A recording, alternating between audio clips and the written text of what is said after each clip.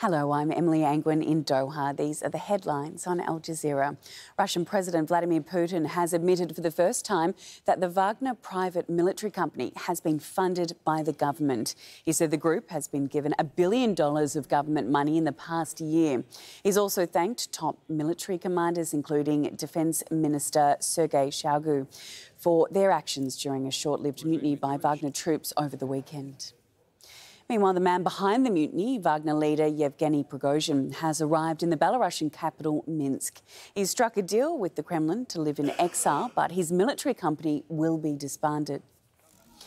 Meanwhile, at least 8 people are dead and dozens more injured after a rocket attack in the eastern Ukrainian city of Kramatorsk.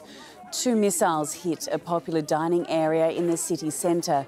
A child is among the injured and emergency crews are still assessing the damage and searching for victims in the rubble. Muslims around the world are celebrating Eid al-Adha, which began with prayers at sunrise. In Saudi Arabia, an estimated 1.8 million Muslims have gathered for Hajj, the largest number since the pandemic.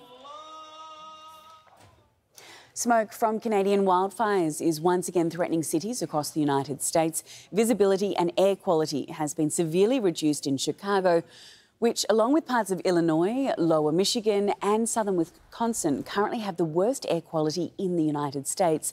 People have been warned to stay indoors where they can.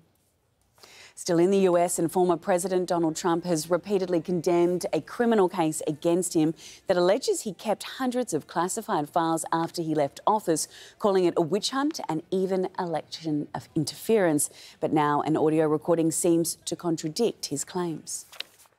I'll show you an example. He said that I wanted to attack Iran. Isn't it amazing? I have a big pile of papers. This thing just came up. Look. This was him. They presented me this. This is off the record, but they presented me this. And Sierra Leone's president has been declared the winner of Saturday's general election, narrowly avoiding a runoff. The opposition is accusing the Electoral Commission of lacking transparency.